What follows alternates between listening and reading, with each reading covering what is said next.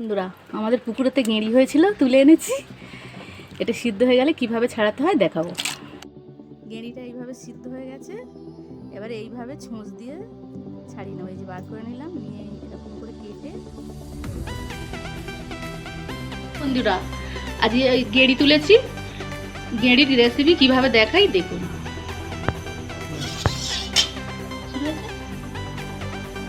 কড়াতে তেল,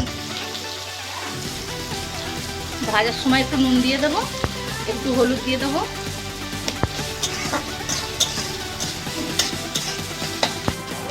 দেখুন বন্ধুরা এটা এইভাবে ভাজা হয়ে গেছে। এবার তুলে নেব।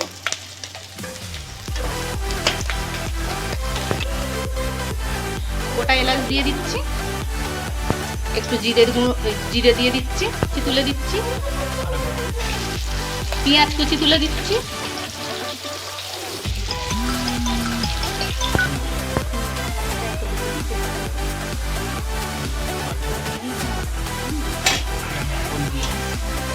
বন্ধুরা পেঁয়াজটা লাল লাল করে ভাজা হয়ে গেছে।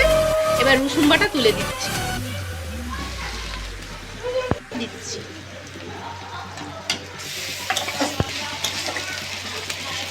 এক চামচ হলুদ গুঁড়ো,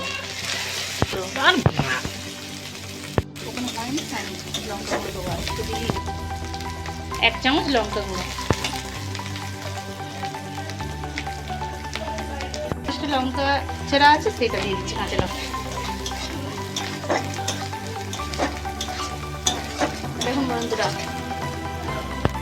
দেখুন বন্ধুরা মশলাটা তেল ছেড়ে গেছে। এবার এই গেঁড়ি ভাজাটা দিয়ে দিচ্ছি।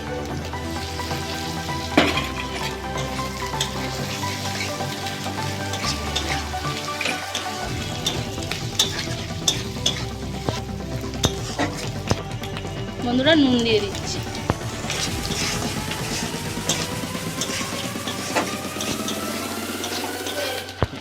দেখুন বন্ধুরা এইভাবে কষা হয়ে গেছে। এবার অল্প করে জল দিয়ে দেবো।